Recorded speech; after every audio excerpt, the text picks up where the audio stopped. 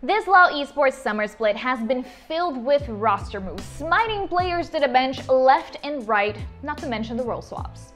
Looking at the LCS, a lot of these roster changes have been made due to behavioral issues with players. But what does this mean? How can a player's behavior influence an entire team? Can it hinder performance? And, well, what exactly can be even pinpointed as toxic behavior in the first place?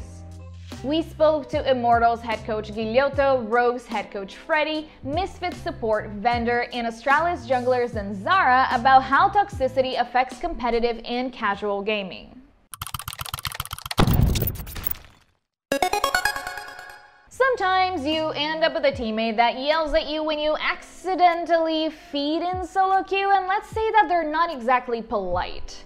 But why are they so aggro, and what does my mom have to do with this? Vander is here to break down why people are even toxic in the first place. In general, mindset and attitude towards the game. I think a lot of solo queue players, especially in like higher elos, they are toxic because they really want to win and they do their best, and when their teammates do mistakes, they feel like they are ruining their chances to maybe like get high RP, get to good teams, get like seen, you know. I feel like this is like the problem that people have. And I kind of had it as well. I wanted to win every single game. So when someone was having bad game, or he's just not that good in at the game, you know, because not everyone is. Then I was getting really mad at him. Coaching is a rather broad role. From analyzing gameplay to keeping a team environment healthy, the coaching staff has to ensure the team performs its best, mediating conversation that sometimes can get a little bit heated. Rogue's Head Coach Fredy and Immortals Head Coach Guilhoto are here to talk about how coaches come into play when toxicity is around and how it can affect a team's environment. Yeah, I think to some extent, the coaching staff has to address toxic behavior. I think it's like part of your job. It's very important. But that can only go to so far. There are ways to like band-aid toxic behavior, kind of like short-term fixes. But again, if the player is not willing to like change his behavior, then well, you can't do that much, and you have to look for other solutions, right? No one is toxic just for the sake of being toxic. There is always something behind it, right? And your role as a coach is something that I understood throughout working with a lot of toxic. This is not like an insult or anything. I think that toxicity, as I said, is a good thing.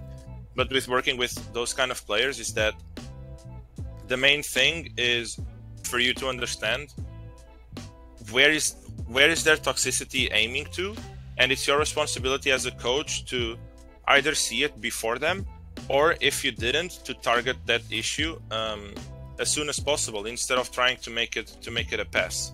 So if one player of your team is performing very poorly, it shouldn't reach to a point where the player is the one that has to be toxic. You should be the one calling it out and making sure that everyone knows that you're paying attention to that situation and you're actively trying to solve the problem.